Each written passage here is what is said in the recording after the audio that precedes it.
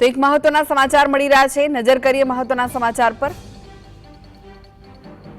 ભગવાન જગન્નાથજીની 149મી રથયાત્રા ગઈકાલે સુખ શાંતિથી સંપન્ન થઈ છે। ત્યારે ભગવાન જગન્નાથજી આખી રાત રથોમાં બિરાજમાન થયા અને હવે મંદિરમાં તેમને બિરાજમાન કરવામાં આવ્યા છે। આખી રાત ભગવાને રથમાં જ વિશ્રામ કર્યો હતો।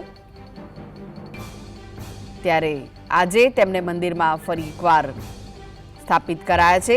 ભગવાન જગન્નાથજી, બહેન સુભદ્રાજી અને ભાઈ બલભદ્રજી ગઈકાલે નગરચર્યા પર નીકળ્યા હતા અને આખો દિવસ નગરચર્યા કર્યા બાદ રાત્રે નિજ મંદિર પરત ફર્યા। તો વધુ વિગતો માટે જોડાઈ ગયા છે સંવાદદાતા ઝલક। ભગવાનને ફરી એકવાર મંદિરમાં સ્થાપિત કરાયા છે, કેવો માહોલ જોવા મળી રહ્યો છે?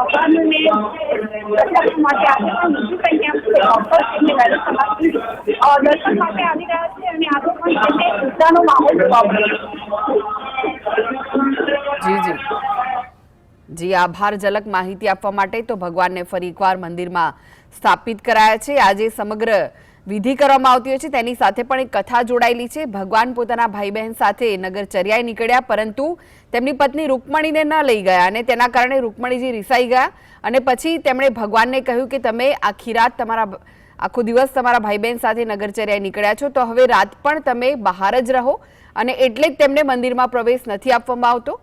અને આજે બીજા દિવસે, રથયાત્રાના બીજા દિવસે તેમને મંદિરમાં પ્રવેશ આપવામાં આવ્યો છે, તેમને સ્થાપિત કરવામાં આવ્યા છે। 3 ભગવાનની જે પ્રતિમાઓ છે તેને ફરી એકવાર મંદિરમાં સ્થાપિત કરાઈ છે। આ સાથે જ તેમની નજર પણ ઉતારવામાં આવી છે।